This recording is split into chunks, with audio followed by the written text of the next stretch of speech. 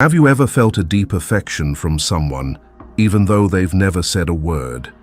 A fleeting glance, a small gesture, a pause that seems meaningless but keeps you wondering. Could they be hiding something? Love, when it's real, isn't always loud. It can choose silence. It can live quietly in unconscious actions, in unspoken care, in a glance that lingers too long in a crowd. Carl Jung, with his deep insight into the human psyche, once said that when two personalities meet, if there's a reaction, both are changed. Love is the same.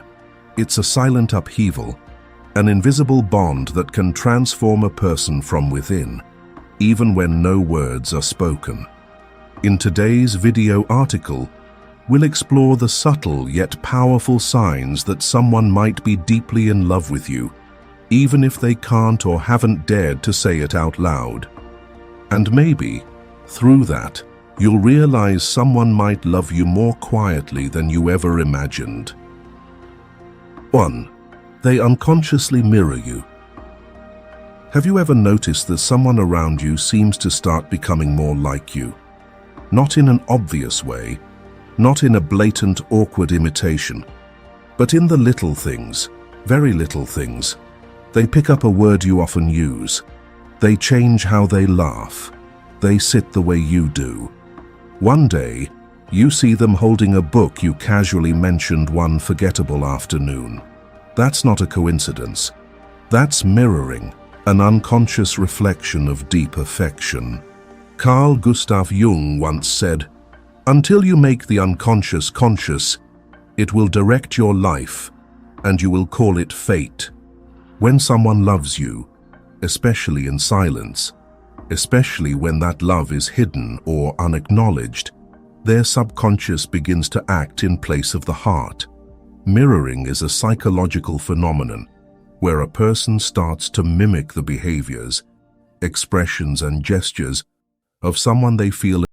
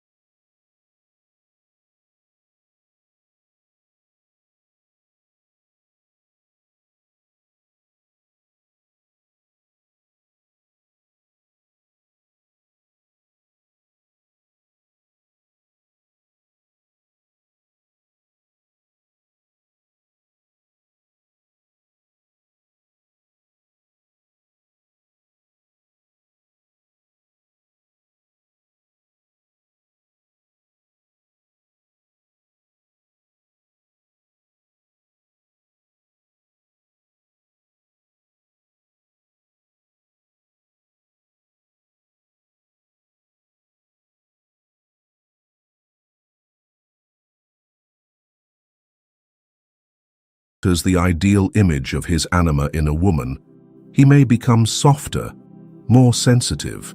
In contrast, when a woman is drawn to the animus in her unconscious, she may become more assertive, decisive, or contemplative. In this sense, love becomes a mirror reflecting the missing parts of the self. Mirroring isn't intentional, and that's exactly what makes it trustworthy. Because when someone unconsciously copies you, it means you're living in their mind so deeply that they don't even realize it. True love doesn't always arrive as a confession. Sometimes it's just someone quietly becoming more like you in the most natural, gentle, and profound way. 2. They avoid you at the most unexpected moments. But love doesn't only show up in moments of harmony and reflection. Sometimes it hides in the strange silences, when the other person suddenly pulls away, not because they feel nothing, but because they feel too much. You're in the middle of a conversation, and suddenly they go cold. You walk in, and they abruptly turn away. Just when everyone else is connecting, they step back. It leaves you confused. Do they dislike you? Have they lost interest? But the answer might be more complicated. They may love you more than they're ready to admit. In analytical psychology, Carl Gustav Jung referred to repressed feelings and parts of ourselves we're unwilling to face as the shadow. It's the space within the psyche where we bury fear, pain, desire, and feelings we're not ready to make public. In Ion, Researches into the Phenomenology of the Self, Jung wrote, "The shadow is a moral problem that challenges the whole ego personality, for no one can become conscious of the shadow without considerable moral effort. Avoidance in this context isn't indifference.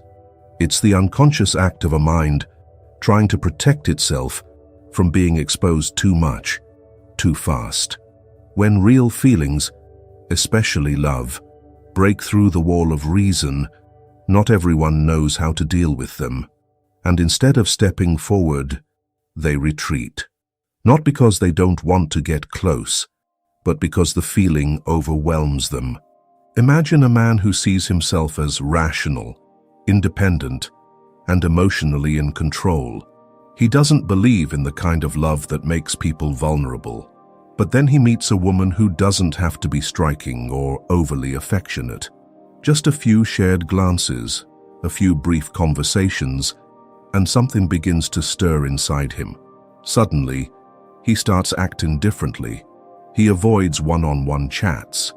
He goes quiet in intimate moments. He creates distance on purpose, not because he feels nothing, but because he feels too much. Jung once said in Psychology and Alchemy, people will do anything, no matter how absurd, to avoid facing their own soul. Avoidance is one of those absurd behaviors, but from an analytical perspective, it's completely logical. A person who isn't ready to confront their shadow, the part of themselves holding deep emotions suppressed by beliefs, history, or old wounds, will do everything they can to hide it, and sometimes they hide by stepping away from the very person they love. Here's another real-life example. A woman who once endured a controlling relationship. In her subconscious, love is linked to pain and losing herself. When she begins to feel something stir with a colleague, a safe, kind connection, she starts to avoid him. She stops replying to messages as quickly as before. She declines what seem like harmless invitations. She becomes cold. To an outsider, it looks like she doesn't care. But inside, she's being flooded by emotion, buried under layers of self-protection. Avoidance born from love often comes with conflicting behavior. They may pay close attention to you from afar, but withdraw when you get close. They might listen to you more deeply than anyone else, but pull away the moment feelings become too clear. It's the ego's instinct to shield itself from pain, rejection, or losing control. Jung called this the conflict between the ego and the shadow. Inside that person, there may be a quiet war. One part wants to move closer to you. The other fears that doing so would shatter their carefully managed inner world. The paradox is that sudden distance can be a sign of deep, real emotion. Genuine love when not yet fully understood, often carries a powerful fear. Fear of being exposed, fear of being hurt, fear of losing the current connection if the feelings aren't returned. So next time someone unexpectedly becomes distant, before you assume they're indifferent or cold, ask yourself, are they avoiding you? Or are they trying to hide something very real they haven't yet found the courage to admit? 3. They tease you in a childlike way. But repressed feelings don't just make someone retreat. Sometimes they drive them to do the opposite, to get closer, but in disguise, hidden behind laughter and seemingly harmless jokes. Have you ever noticed someone who keeps teasing you, calls you a quirky nickname, joke around with you in front of others, just to see how you react? You might have thought it was random banter, just part of their playful nature. But sometimes, beneath those harmless jokes, lies a feeling they haven't dared to name. Carl Jung once emphasized, what you resist persists. Repressed emotions don't disappear. They find other ways to surface. And one of the most common forms is humor, light, childlike teasing that acts as an unconscious strategy to move closer without triggering the defense systems in either you or themselves. In this context, jokes aren't just small talk, they're emotional camouflage. When someone feels something but isn't ready to show it outright, they look for safe ways to approach. Teasing, light bumps, and ambiguous flirting, just enough to be present, not enough to get hurt if the feeling isn't returned. Here's a real story. A college student once shared how, for an entire year, a male friend constantly teased her about her short height, calling her tiny mushroom, pepper seed, or calcium-deficient legs. She thought he was just being funny like everyone else. Only after graduation did he confess that every joke had been a way to mask feelings he hadn't dared to confront for fear of ruining the friendship. In developmental psychology, especially through Jung's analytical lens, childlike behavior isn't merely a lack of maturity, it's an expression of the inner child, the part of us that remains untouched by time. When love emerges, especially unsteady, uncertain love, that child speaks up. It reaches for jokes, harmless words, as a way to express emotion without risking rejection. Another perspective, Jung believed that when we're drawn to someone, the self, the whole of who we are, starts pulling us toward inner truth. And if the ego isn't ready, it finds a loophole through indirect behavior, like teasing or clowning. Love, when repressed, sometimes escapes through laughter. Pay attention to the signs: repeated jokes, random trolling, strange attention they give only to you. These are signals. If they don't act this way with anyone else, if you're the sole target of their humor, then you might hold a very special place in their mind. Jung wrote in Memories, Dreams, Reflections, the most intense conflicts, if overcome, leave behind a sense of security and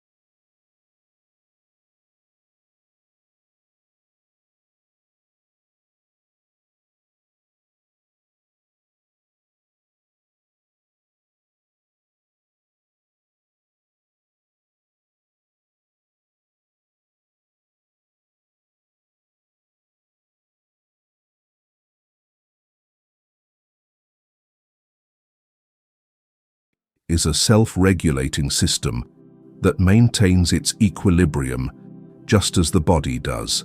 And one of the ways the soul maintains its balance is by holding on to things with emotional weight. Small memories that actually carry deep personal connection. In analytical psychology, this is known as emotional memory, something that transcends reason, surpasses logic, and goes straight to the unconscious. It's not that they're taking notes on what you say. They're not trying to remember. But their mind has placed you in the realm of significance.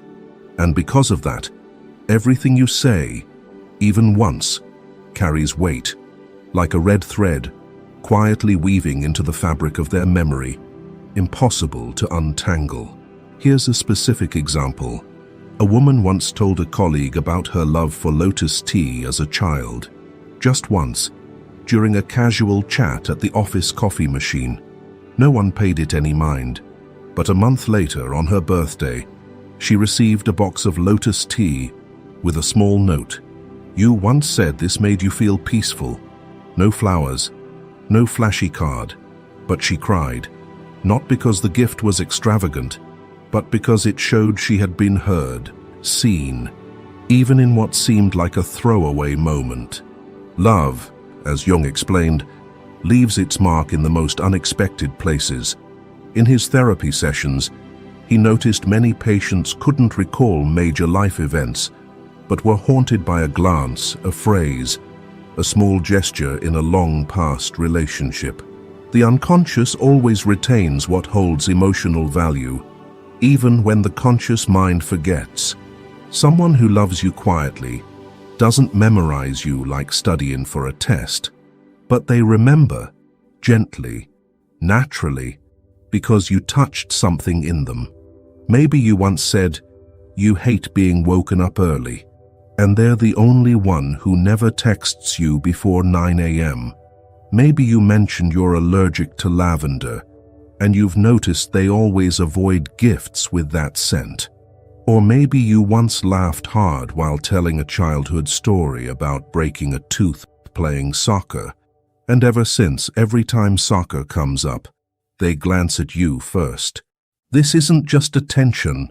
This is emotional investment from a mind quietly nurturing a silent connection, keeping you in a place that's very private, very deep.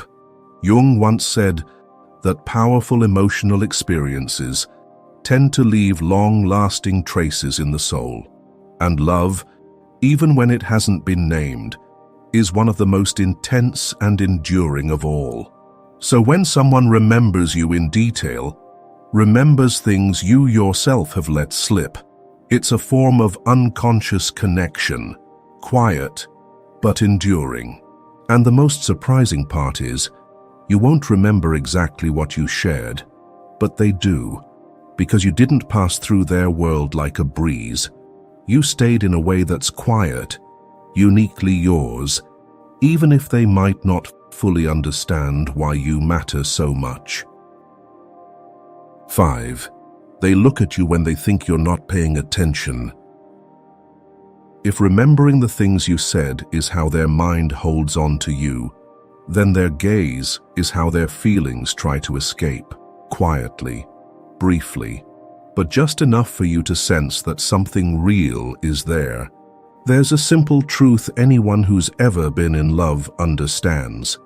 When you love someone, your eyes go there before your mind does. You don't need to speak. You don't need to touch. The eyes will find them in the moments when you think they're not looking. And if someone keeps glancing at you when they think you won't notice, not with a casual glance, but with quiet intensity, focus, almost obsession, they might be hiding something significant inside. Carl Jung once said, "Your vision will become clear only when you can look into your own heart. Who looks outside, dreams. Who looks inside, awakes." But in silent love, people look outward to hide what's within, and the eyes, the hardest part of the body to control, become a window to the truth. They won't look at you when you're looking at them, but you might catch them quietly watching when you're speaking to someone else, when you laugh, when you sit silently in thought.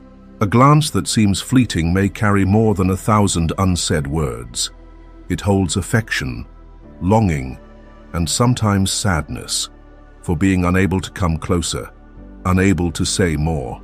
Imagine a co-worker who always seems casual around you, but you catch his eyes every time you're not looking his way. He doesn't say anything, doesn't make a move, but that gaze makes you feel seen, in a way only one person sees another. That isn't the look of a passerby. That's the look of someone carrying something deep and very real. Psychology has shown that eye contact creates an emotional connection stronger than even physical touch. In analytical psychology, the gaze is an archetypal expression, the ego unconsciously drawn towards someone it's deeply attracted to, because in that person, the self feels something reflected. That quiet gaze is the instinctive expression of a deep interest that words can't convey. What's striking is that they often look away the moment you catch them. They pretend to look at something else, smile awkwardly, or act like they were focused on anything but you. Because that intent gaze isn't deliberate, it's a slip of emotion, a moment when inner truth breaks through the mask of social control. Jung emphasized that what's repressed will always find a way to reveal itself, and secret love often leaves its marks in behavior, in tone of voice, and most of all, in the eyes. A silent look can be the most delicate confession. I'm in love with you. I can't say it yet, but I feel it every day, every time my eyes can't help but find you. 6. They listen to you deeply. If the gaze is where feelings escape the surface of awareness, then listening is how someone quietly welcomes you into their inner world, with respect, gentleness, and without conditions. Listening may seem like a simple act, but in silent love, listening becomes a quiet form of commitment. I'm here for you. I want to understand you. And while you speak, you can let your guard down, because I'm not just hearing you with my ears, but with my soul. Someone who loves you deeply but hasn't confessed it won't listen mechanically. They don't listen to reply. They listen to understand. They don't just retain the facts of what you say. They sense the emotions you never spoke aloud. Carl Jung once said, "Loneliness does not come from having no people around you, but from being unable to communicate the things that seem important to you." One of the greatest forms of human loneliness is the feeling that no one is truly listening. So when someone listens to you deeply, they're filling a very real space inside you. And that act itself is a reflection of something very real inside them. Imagine sharing a memory that doesn't seem important, like sitting in the rain waiting for the bus, or walking aimlessly after a stressful meeting. Others might hear it and forget, but they remember. And not only do they remember, they ask you later, "You said you felt peaceful standing in the rain that day. Do you still feel that way sometimes?" A question that seems simple, but only comes from someone who truly stayed with your story rather than letting it pass. In analytical psychology, Jung described deep listening as an essential part of genuine communication between two souls. When we listen not to judge, argue, or control, but to witness another person being, we are practicing one of the most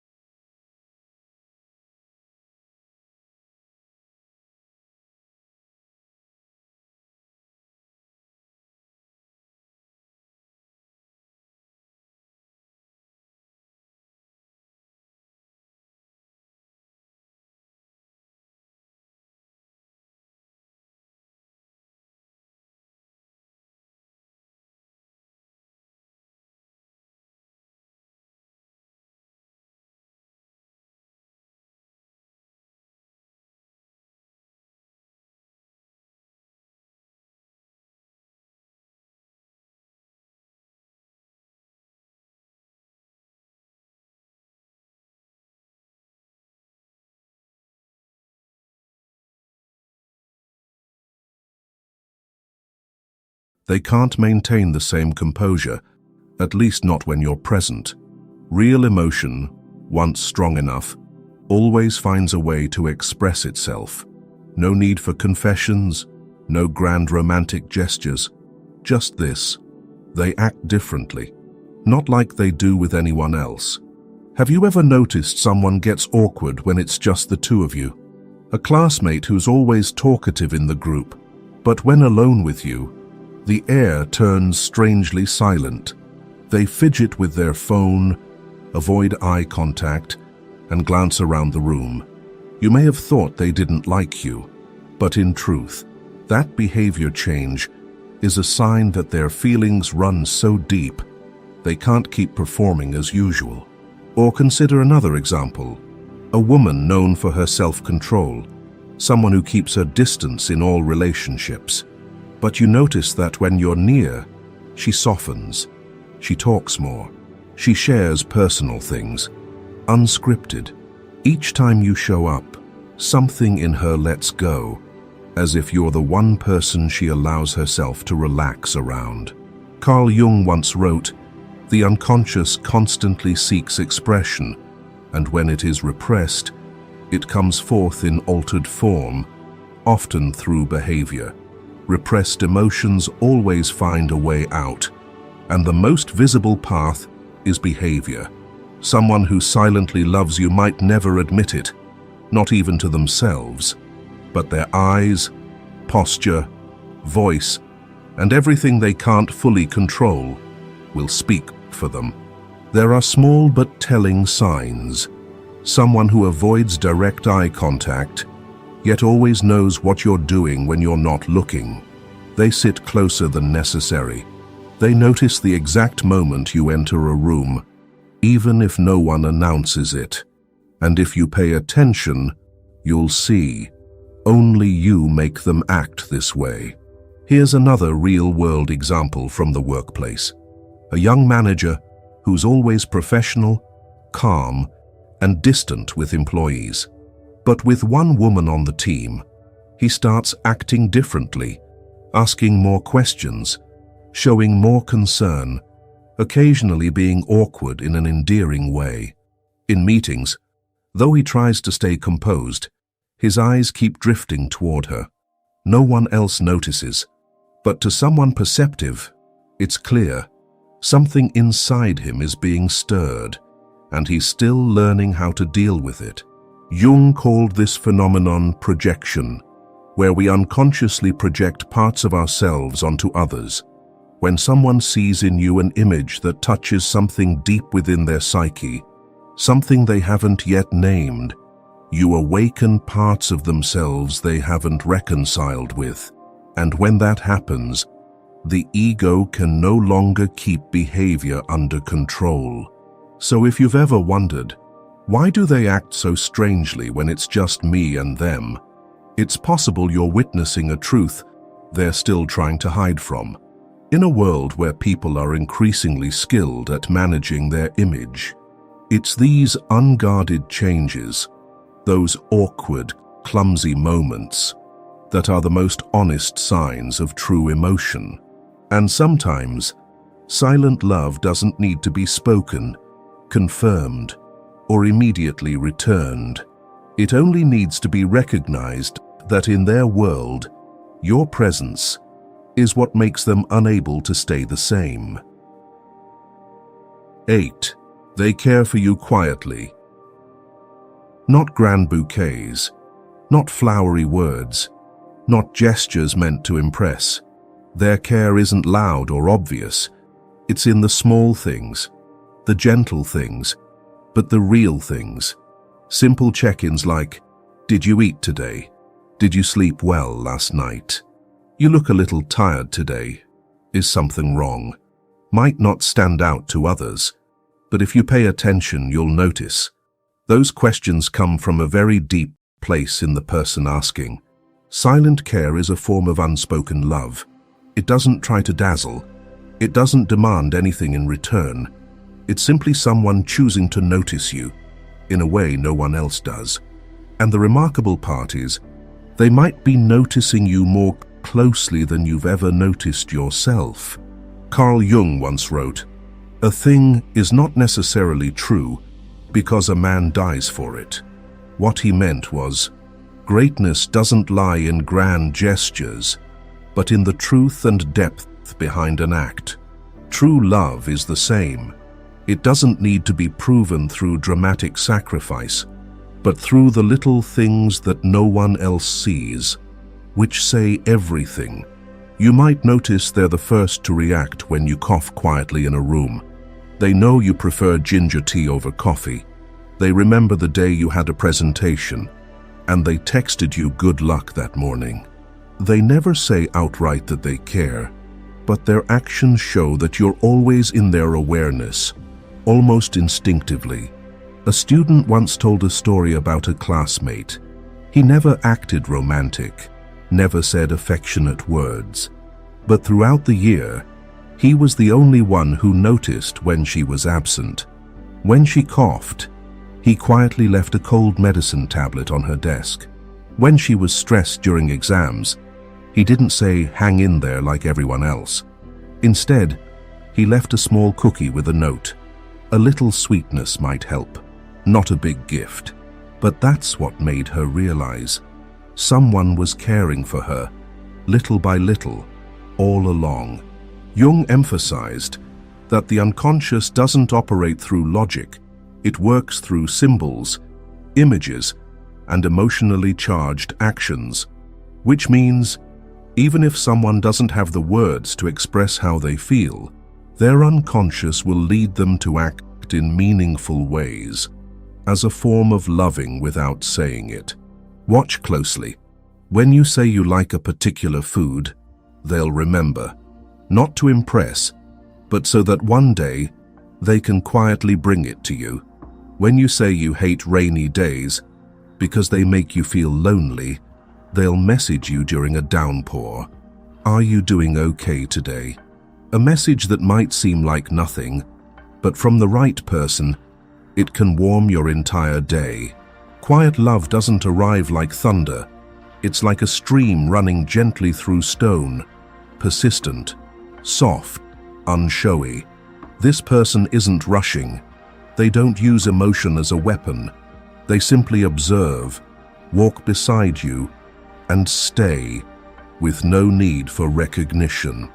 A middle-aged woman once shared, "For 7 years, a male colleague never once confessed his feelings, yet he was always the first to offer an umbrella when she forgot hers, always the one who left her a cup of warm tea when she had a cough. She used to think it was just kindness, until the day she had a minor accident and missed work, and he sent his very first message after all those years. 'I'm not used to the office missing its warmest seat.' That message made her realize true affection doesn't always need to be spoken aloud." Carl Jung also said, "Where love rules, there is no will to power, and where power predominates, love is lacking." Silent love is proof of this. It doesn't control, it doesn't demand, it doesn't impose. It simply remains, steady, persistent, present in the quietest ways, yet the deepest ones. They may not call every day, but they're always the first to notice when something's off. They may not say, "I miss you," but they know you hate eating breakfast late. They may not hold your hand, but they always slow their pace to match yours.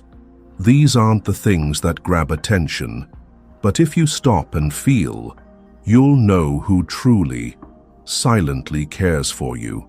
Real love, as Jung understood, isn't about display or control. It's when someone chooses to stay, with actions, when no one's asking them to.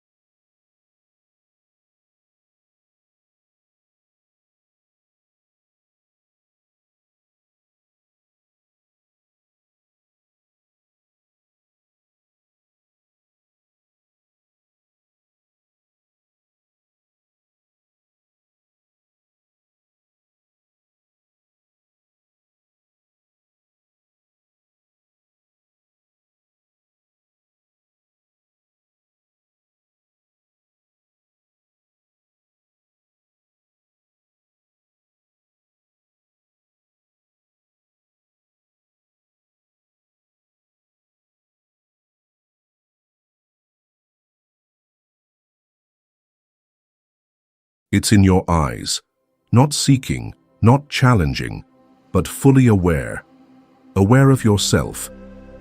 And that awareness creates a magnetic field that compels others to look again.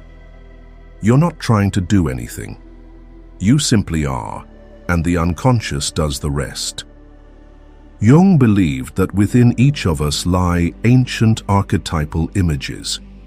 You might be living as the archetype of the lover, not because you're seductive in a societal sense, but because you live with passion, openness, and the ability to awaken desire in others. Perhaps you're the healer, gentle, serene, making those around you feel seen and soothed. Or maybe you embody the mother, nurturing, profound, making others feel they've come home. Whatever archetype you embody, when it shines through you authentically, it creates resonance, and others' unconscious minds recognize the image they've dreamed of, lost, lacked, or longed for. You may not notice this. You're busy thinking about work, bills, or daily trivialities. But someone across the room is grappling with an inexplicable emotion. That's the hallmark of archetypal energy. When no explanation is needed, others still feel you. Pause for a moment. Take a deep breath. And recall, has someone ever turned to look at you a second time? Once, a woman shared with me, "At work, I just wear a plain white t-shirt, jeans, and tie my hair back. I feel completely unremarkable compared to other women. Yet somehow, so many men in the office notice me." She didn't understand why.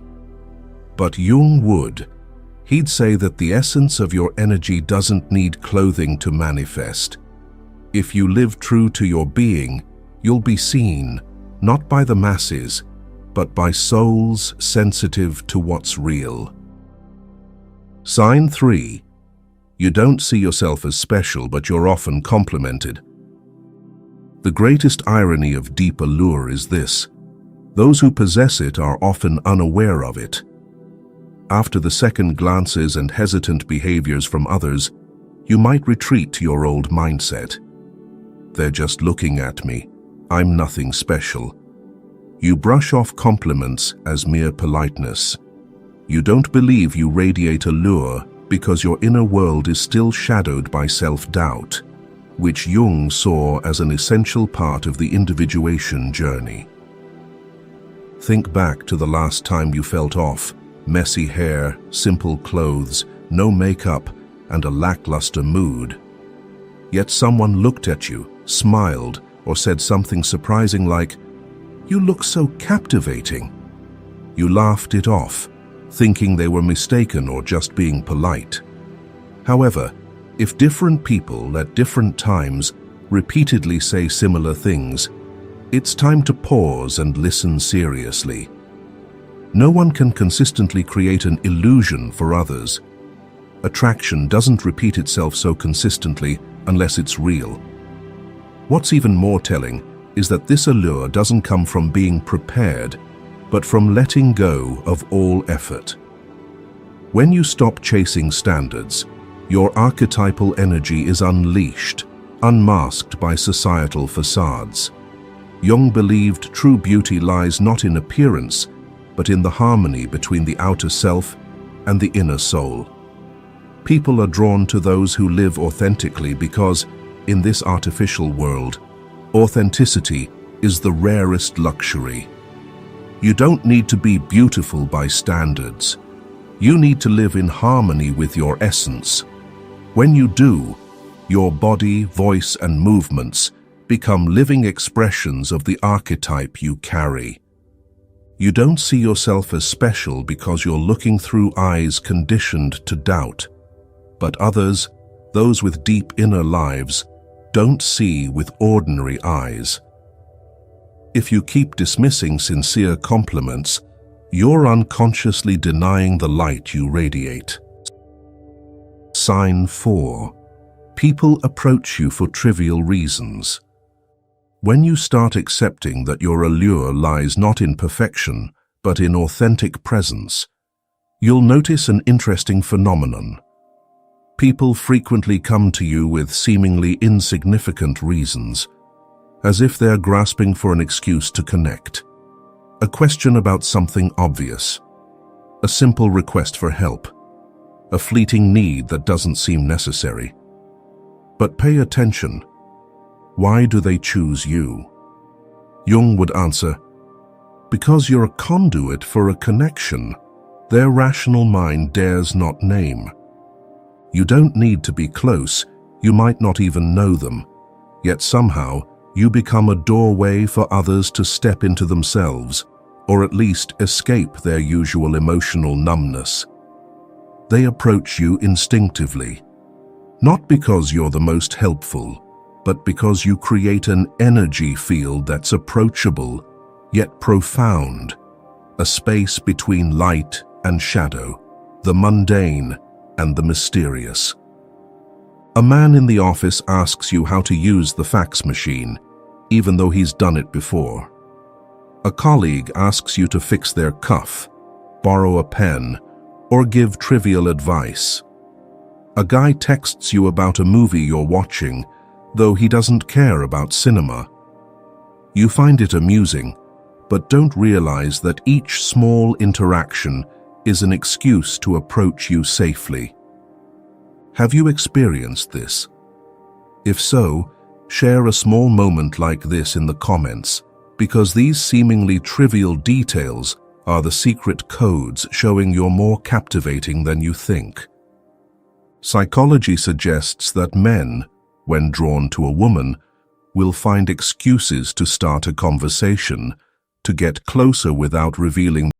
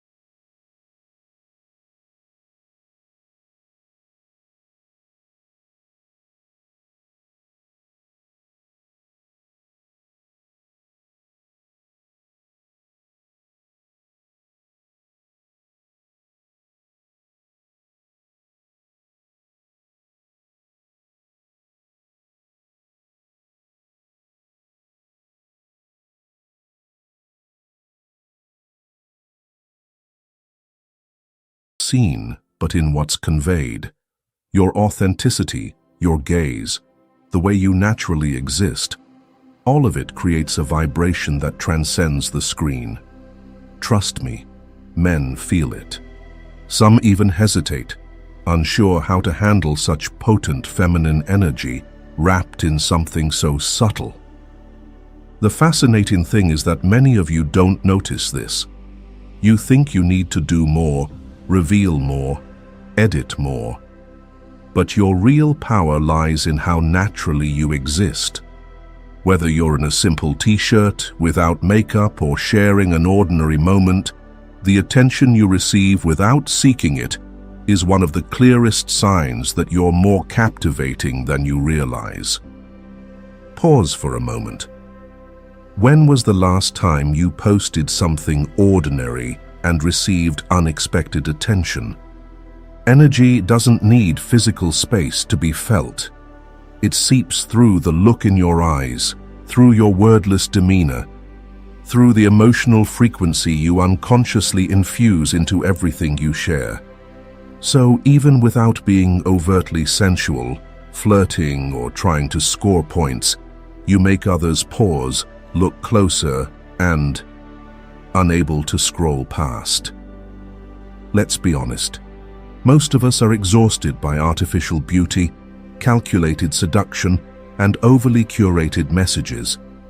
That's why when someone appears radiating an authentic presence, they become a living symbol, a psychological anchor in a noisy sea. You may not be the social media beauty queen. You don't follow trends. You don't use fancy filters. But you're the one people remember when they're tired of pretense. The attention you receive without seeking it is one of the clearest signs that you're more captivating than you think. Sign 9. Men get close to you, then disappear. Just as your presence can make strangers turn to look or prompt others to smile for no reason, it can also create a more complex effect. People approach you with sincere eyes and clear interest, then suddenly vanish, only to return later, as if no time has passed.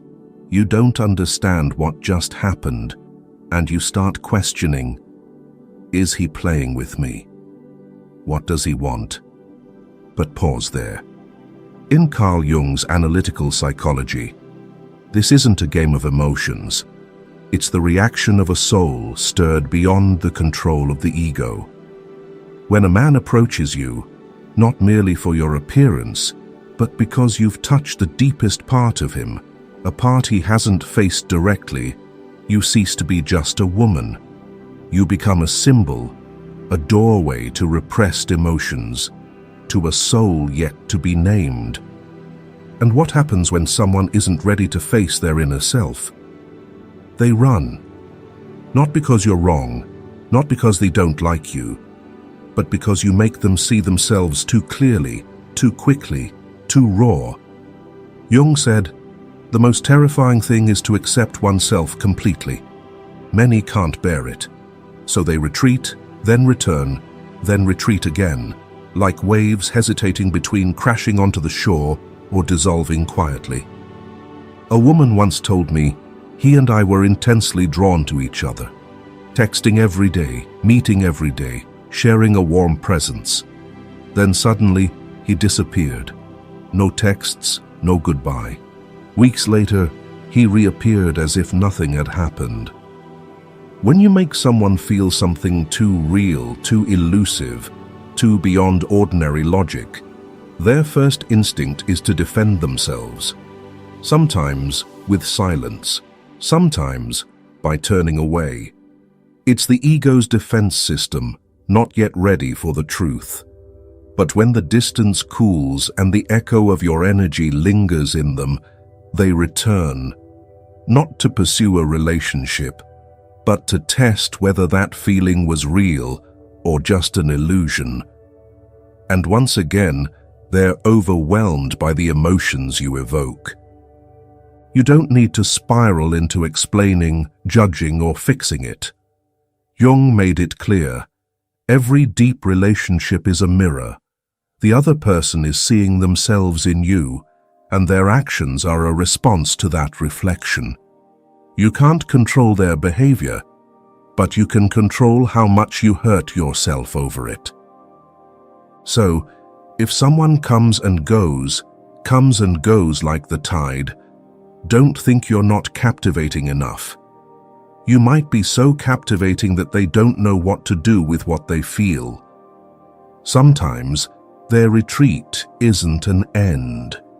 It's the first step in their self-awareness, and you just happen to spark it. Sign 10. You often doubt your worth. If the previous section explored how you unsettle others because they don't understand what they feel, this one touches on an even deeper paradox. You, the source of all this resonance, are unaware of the power you hold.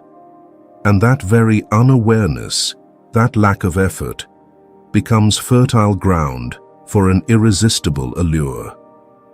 Carl Jung believed each of us carries a profound center called the self, our true essence. But between that essence and daily life lies a mask Jung called the persona, the image we use to be accepted by society. When you live too long in that mask, you forget who you truly are. The irony is, many only begin to shine when they stop trying to shine. You don't think you're special. You see yourself as ordinary. But because you're not forcing it, you reveal a primal light, undistorted. And that light, though quiet, is piercing. When you don't see your power, it's not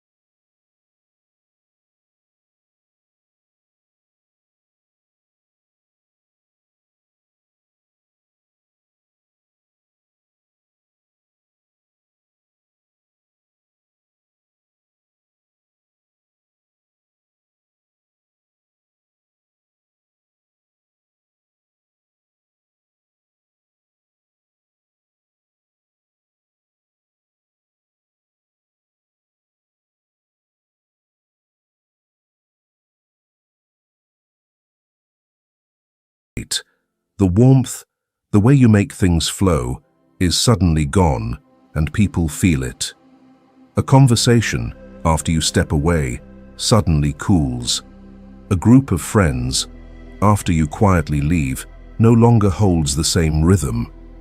Carl Jung believed each person carries a unique, emotional energy field, and those closest to their self radiate a stable, whole energy that balances the space around them. This is a special kind of presence, one that doesn't demand attention, but leaves an impact. You don't need to speak much. You don't need to try to inspire. You just need to be authentic, unpretentious. And strangely, That leaves an echo in others' hearts, a sweet emptiness that makes them realize something's missing. Jung believed that when someone achieves inner harmony, their energy no longer depends on actions or expressions. It becomes part of the atmosphere. When they leave, the silence they leave behind speaks volumes. Their absence is as meaningful as their presence. Sign 12. The silence around you isn't awkward but intense. If your absence leaves an echo, your silence when present is the densest form of presence. Listen closely, because few women realize this, but men feel it vividly. When a truly captivating woman is present, she doesn't need to fill every moment with words. Her presence creates a powerful, enveloping energy that makes even silence magnetic. Have you ever been with someone, and a moment of silence arises, yet they don't leave, don't get distracted, don't check their phone, just stay there with you as if nothing else is needed? That's not random. It's attraction in its purest form. It's not that he doesn't know what to say, it's that he's processing what he feels about you. He might not voice it, but inside he's thinking, why do I feel so at ease just looking at her? How can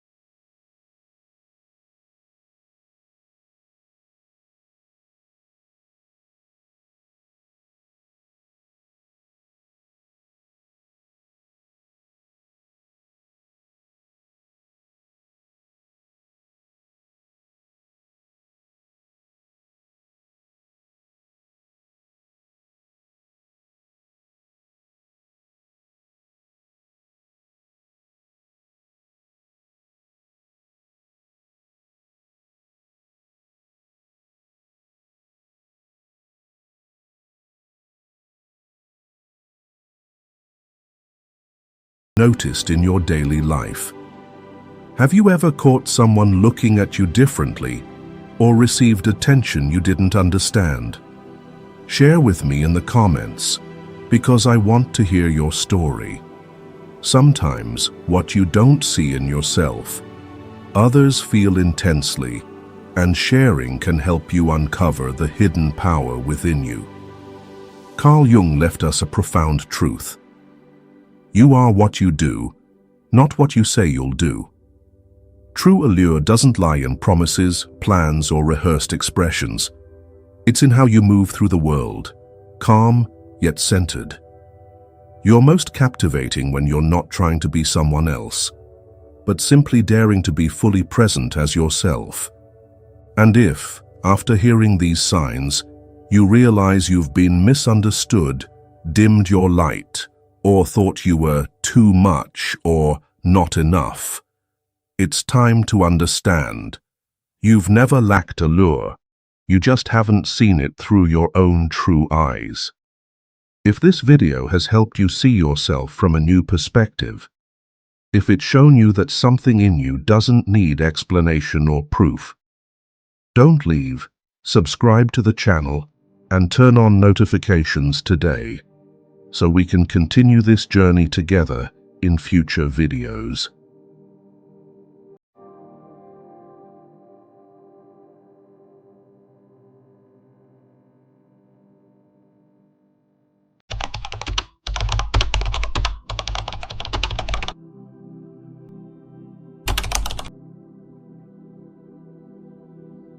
Have you ever wondered, what if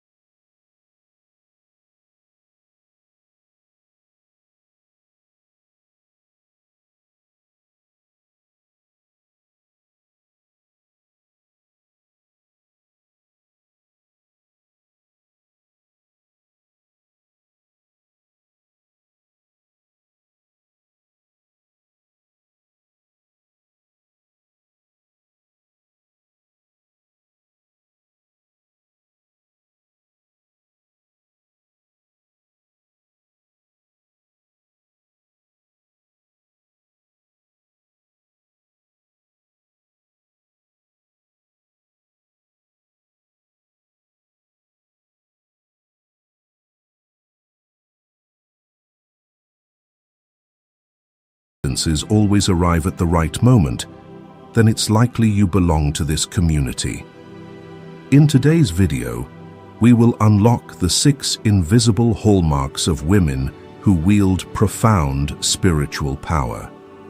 Stay until the end, for only when you see all 6 of these hallmarks in their entirety will you understand why they are not merely traits, but a summons to the journey of becoming your truest, deepest, undeniable self. Sign 1. Intuitive wisdom.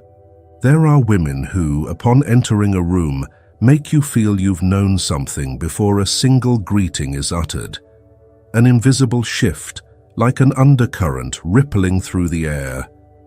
No one can pinpoint it with the naked eye, but everyone feels it. Something is different. It's not physical beauty, nor performed confidence, but an energy field emanating from them, a form of intuitive wisdom that Carl Jung described as the highest expression of the emotional function. Jung emphasized that when the emotional function reaches its peak, it transcends ordinary sensitivity. It becomes a finely tuned instrument, like an antenna, picking up subtle signals most of us overlook. Many label these women as overly emotional or hypersensitive, but in truth, they are not simply prone to emotions. They perceive, on a spiritual level, what others cannot name. This is not emotion overpowering reason, but a wisdom that operates through intuition, through the ability to sense the invisible fields of people and spaces. Jung once analyzed that such women are like barometers of the human condition. They don't just hear what is said, they hear what is never spoken. And when they listen, they don't hoard it as a burden, but transform it into an invisible map to navigate who is genuine, who is false, who is in pain, who is joyful. This is why they are rarely deceived by appearances. Modern neuroscience sheds some light on this phenomenon. Studies on mirror neurons suggest the brain can reflect others' emotions. For some, this mechanism may be heightened, combining with accumulated experiences and latent memories to create an almost innate ability to read energy fields. They are like radios, tuning into signals others don't even know exist. However,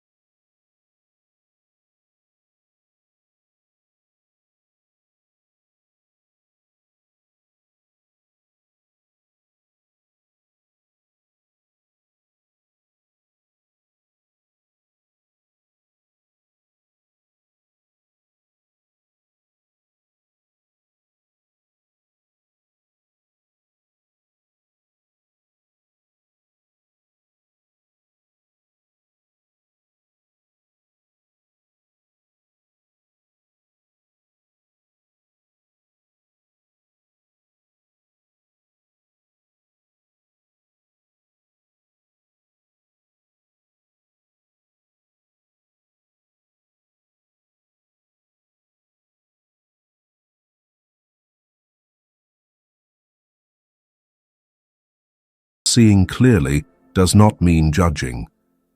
This woman is not necessarily the one pointing fingers to expose others, but a quiet mirror. Her authentic presence alone is enough to stir unease in those hiding their true selves. Like light that reveals darkness without speaking, she doesn't need to point out truths. They manifest in her presence. Still, to live with this gift, they must learn to set boundaries. Without a filter, they risk exhaustion, overwhelmed by others' emotions as if they were their own. Jung called this the peril of those with flexible ego boundaries. They can dissolve into the surrounding energy if they don't learn to hold their center. Thus, true intuitive wisdom is not just about perceiving, but also about knowing when to close the door and when to open it. This is the vital art that allows them to preserve both their sensitivity and inner strength. Sign 2. Communion with the collective unconscious. When the inner mirror is polished through healthy boundaries, it begins to reflect the shared currents of humanity. Carl Jung spoke of a layer deeper than the personal ego, a vast ocean he called the collective unconscious. If the personal unconscious holds individual memories and experiences, the collective unconscious is like an eternal library of humanity, storing archetypal symbols, ancient myths, and spiritual patterns that have shaped every civilization. Most of us only glimpse it in strange dreams, fleeting premonitions, or sudden intuitive flashes. But for women with heightened spiritual wisdom, the door to this treasury is not just ajar, it is wide open. They don't merely catch glimmers, they live within its flow. Recall a dream you've had, a snake slithering from the shadows, a rushing river sweeping you away, or a strange house where you enter but can't find the way out. Such dreams often unsettle us, but in Jung's view, they are the language of the collective unconscious. The snake is not just a snake, it may symbolize rebirth or transformation. The water is not merely a physical stream, but a metaphor for primal emotions. The house is not just architecture, but an image of your soul. Women with profound spiritual wisdom can naturally decipher these symbols. For them, dreams are not random games, but telegrams sent from the deepest layers of human consciousness. Psychology partially explains this phenomenon. When someone has more permeable ego boundaries, they more easily connect to universal patterns rather than being confined to a personal worldview. This woman doesn't let her ego obscure her vision, so her mind is like a translucent veil, allowing the light of the collective unconscious to shine through. This doesn't erode her identity. Rather, it makes her a translator between the world of symbols and lived reality. On another level, these women can tune into information beyond personal needs. For example, they might feel restless or anxious without cause, only to learn days later of a family or community event mirroring their unease. Science might call this intuition, but Jung saw it as resonance with the collective unconscious, a realm where individual minds are never separate but interwoven in a broader network. This makes them collective interpreters, living not just for themselves, but carrying insights, lessons, or warnings from a shared system. To visualize, think of the internet. Most people access a few websites, seeking information for work or personal entertainment. But these women have admin access to a vast repository holding humanity's cultural history, symbols, and stories. When they dream or reflect, it's as if they're reading an ancient text and translating it into advice or action for the present. Pause here to close the external notebook and open an inner page. If you could truly tap into this ancient database, what dream is knocking at your door? What symbol recurs in your life like a patient signal? If coincidences are not random but timely whispers, what are you being called to in this phase of your journey? Linger in a few beats of silence to feel the resonance of these questions. Often it's in the space without answers that your true self begins to speak. Yet, this gift comes with challenges. Not every message from the unconscious is clear. The richness of symbols can lead to misinterpretation. A string of coincidences might be a true message or merely the ego's craving for meaning. Thus, Jung stressed the importance of discerning what is a call from the depths and what is merely a projection of desire. A woman with profound spiritual wisdom must walk the delicate line between insight and superstition. When she maintains clarity, she avoids being swept away by illusions and becomes a true bridge between the collective unconscious and lived reality. This makes them sought out for advice, not because they know much, but because they translate symbols into accessible language. A strange dream, through their lens, becomes a guide for healing. A random event, through their perspective, becomes a signpost. In a modern world where people are lost amid data and noise, this ability serves as an invisible compass. In Jung's view, these women embody the archetype of the seeress. They don't live solely for themselves, but carry a collective role, maintaining the connection between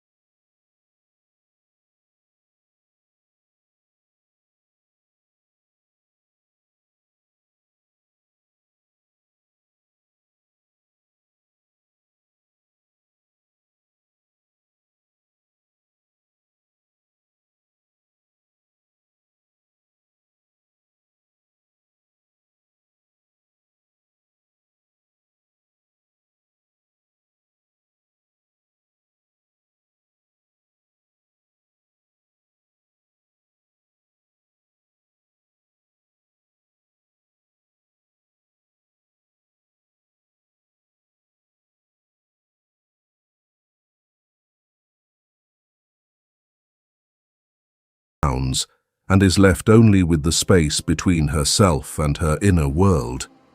That is when truth emerges like sediment settling after the water ceases to be stirred. Imagine a crystal-clear lake. If you constantly throw stones, the surface never calms enough to reflect the sky. The human mind is the same. In the crowd, amid the ceaseless flow of opinions, praises, criticisms, and comparisons, we can hardly see our own essence. But when detached from the crowd, free from the pressure to perform for others, such a woman can clearly behold the sky of her soul. And in that quietude, she is reborn. Jung emphasized that individuation is the journey of breaking free from collective molds to find the intact identity of the self. This does not mean opposing society or denying the collective, but a necessary process to avoid dissolving into shared expectations.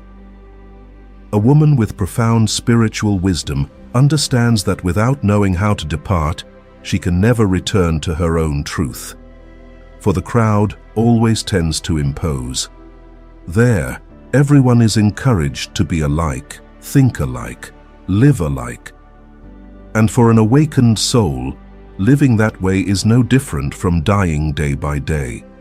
For example, some women, upon facing a major shock, loss, breakup, or career crisis, do not choose to dive into parties or seek comfort in the crowd. Instead, they retreat inward. They begin journaling, spending time walking alone, or even remaining silent for weeks on end. On the surface, it may seem like she is lost, but in reality, she is rebuilding herself from the roots. For in the silence, she finds the call of the soul, what Jung called the inner voice of the self.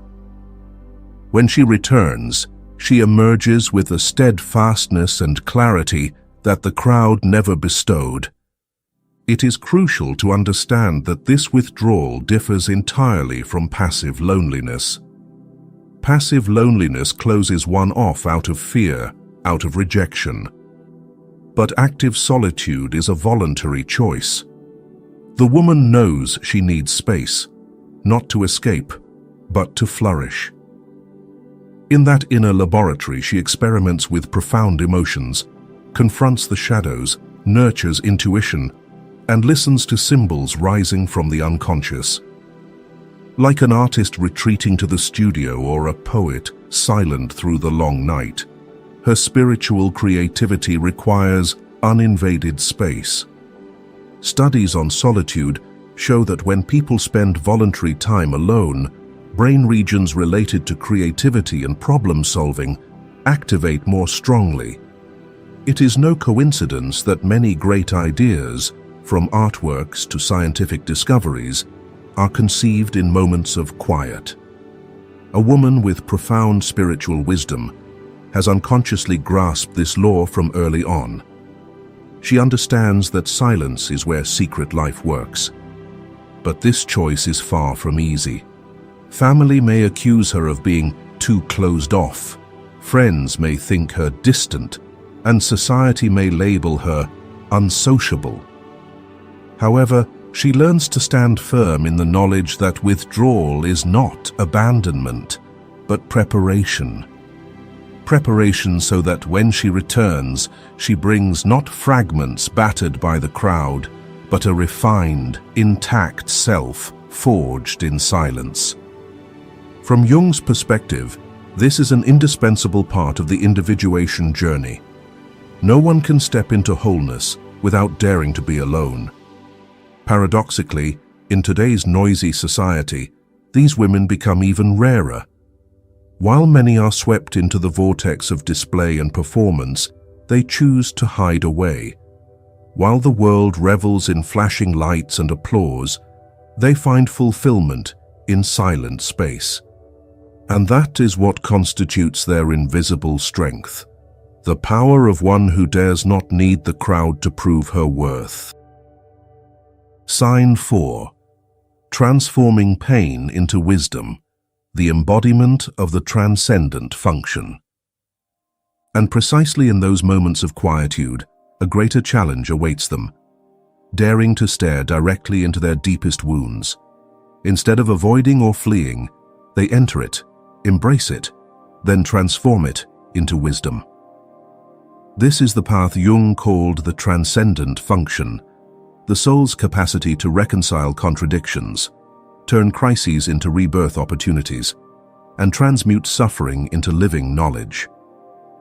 Most people fear the inner darkness. When in pain, we often seek distraction, burying ourselves in work, plunging into amusements, or self-soothing with optimistic slogans. But for women with profound spiritual strength, they do not easily abandon the pain, for they understand that pain is not an enemy, but a doorway. Hidden behind the wound is fertile ground where wisdom sprouts. Fleeing pain is no different from rejecting the seed of growth. Imagine raw metal thrown into fire. At extreme heat, it warps, melts, and seems to disintegrate. But that very process refines it, removes impurities, turning it into a more enduring alloy. Humans are the same. These women know that what seems to destroy them, loss, betrayal, breakdown, is the flame forging their essence. They do not deny the pain, but enter it like stepping into fire, emerging with a pure gold of wisdom. Jung called this the archetype of the wounded healer. Such a woman cannot merely learn healing from books. Her power comes from direct experience, prolonged sleepless nights, feelings of abandonment, helplessness, before deep pain.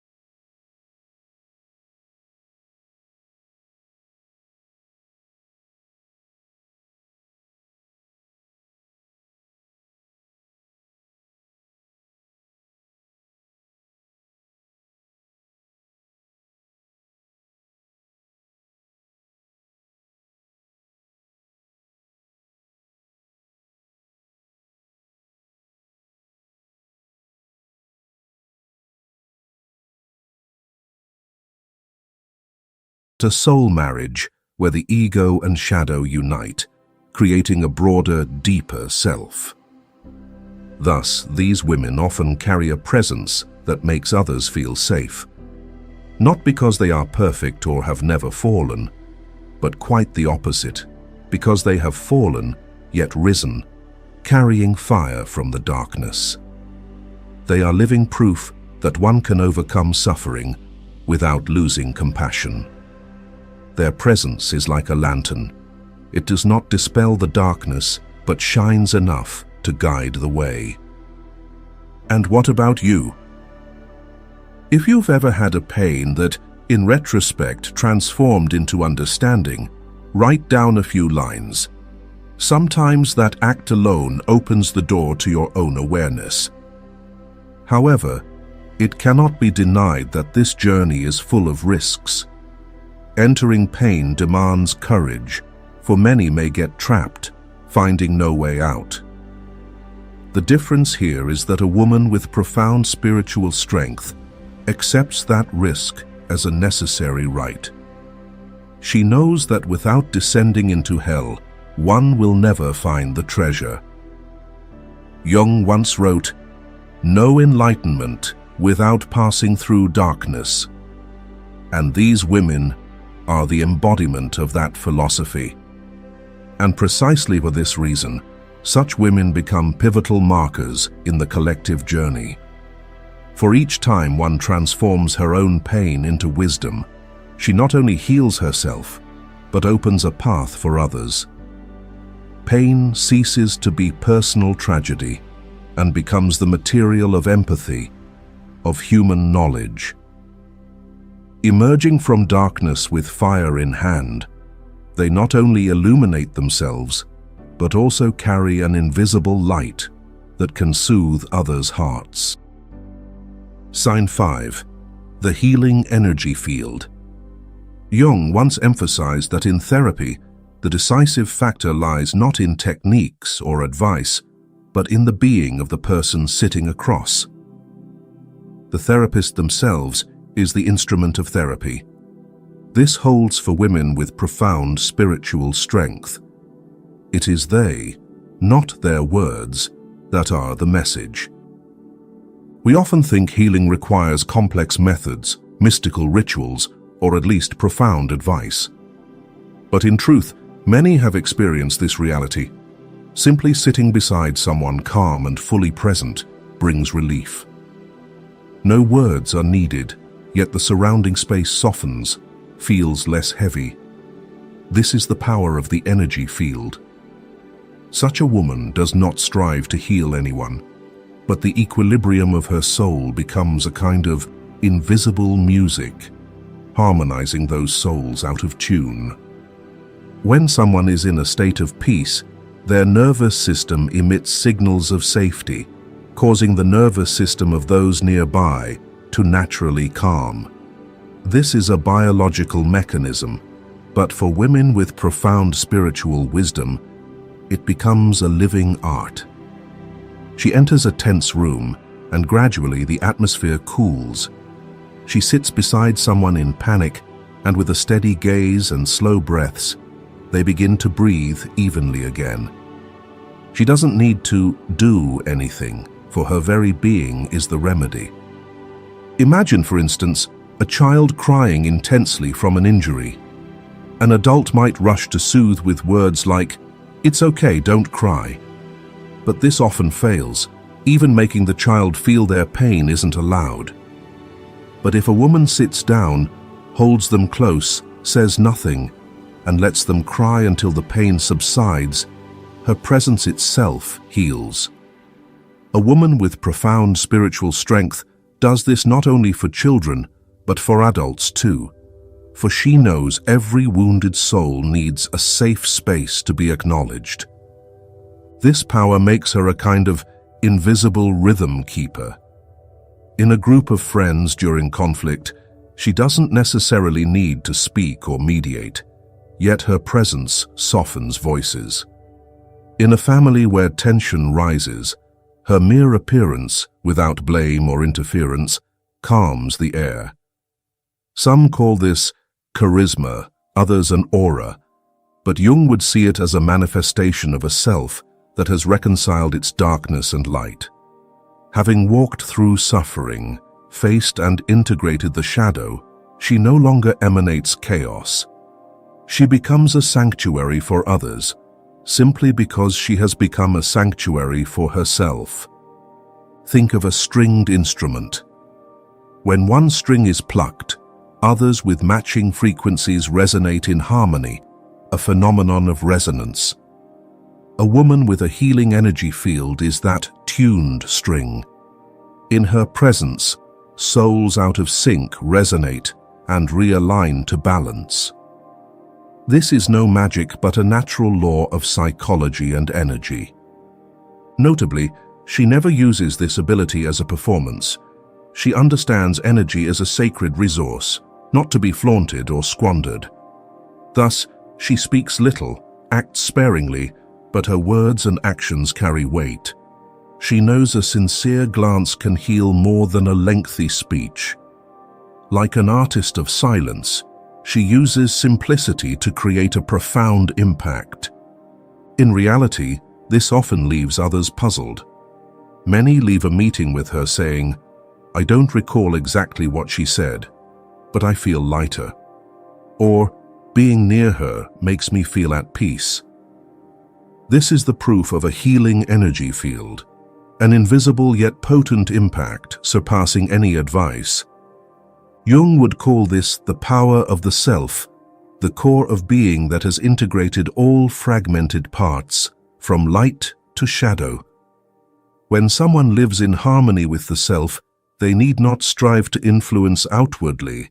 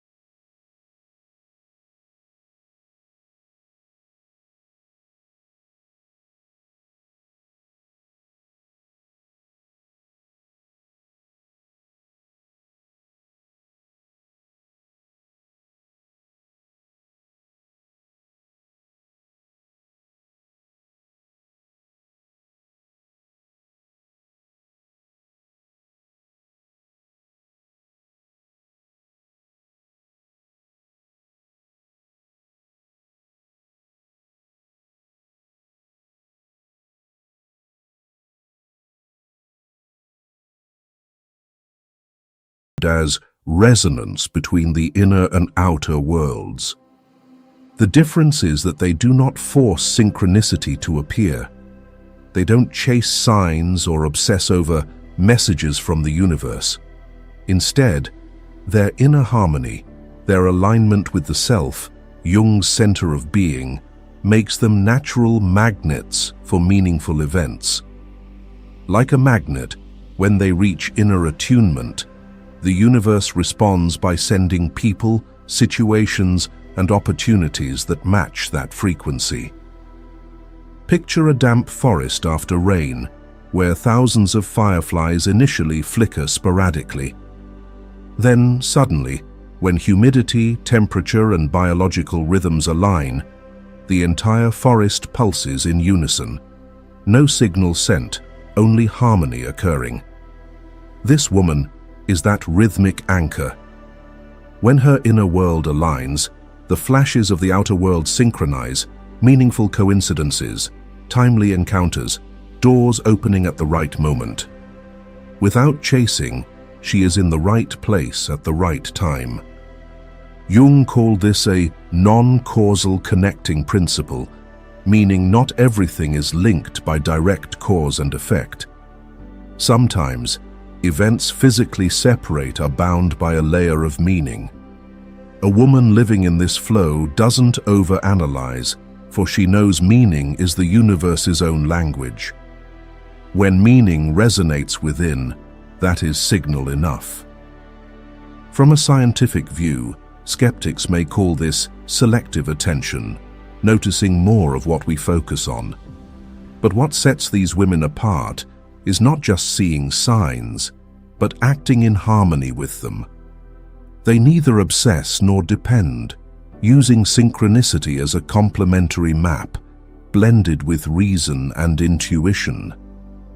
This fusion gives their lives a flowing rhythm, as if guided by an invisible hand. Interestingly, many ancient cultures recognized this principle. The Greeks called it kairos, the divine moment where time meets human readiness. Eastern traditions speak of the Tao, the natural flow that those who align with it find everything arriving on time. Jung, in psychological terms, named this experience synchronicity, and a woman with profound spiritual wisdom is its living embodiment. However, Jung also warned of a risk. Not every coincidence is synchronicity. Sometimes the eager ego clings to any sign to fulfill desires. Through deep self-awareness, this woman learns to distinguish the universe's true voice from the ego's illusions. This discernment keeps her from delusion, preventing her from seeing every random event as fate, maintaining clarity in her trust in invisible guidance. And this clarity makes her life proof that the sacred need not be sought. It finds those ready to receive it. When your inner world is aligned, you don't chase signs, they come to you. When you no longer crave to prove your uniqueness, your life unfolds like a mythic tale. Perhaps this is why people describe these women as having uncanny luck. But it's not luck, it's resonance. They are like polished mirrors, reflecting the precise light needed, and thus the universe cannot help but respond.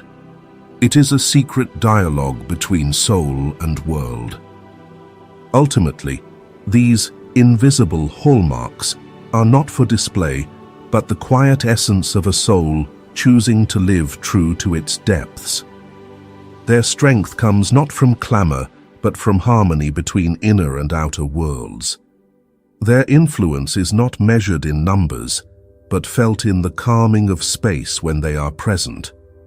Jung showed that when the unconscious and conscious find a shared voice, life ceases to be disjointed events and becomes a meaningful, clear, luminous story. These women need no pedestal. They stand firm in themselves. They need no validation, for truth manifests through how they live. And that reminds us, returning to your true self is not escaping life, but entering it with deeper presence. If these words resonate with you, leave a mark with a like. And if you wish to join us on this journey of exploring the soul's depths through Jung's lens, subscribe to the channel. For perhaps each meeting is itself a meaningful coincidence between you and the wisdom awaiting to be awakened.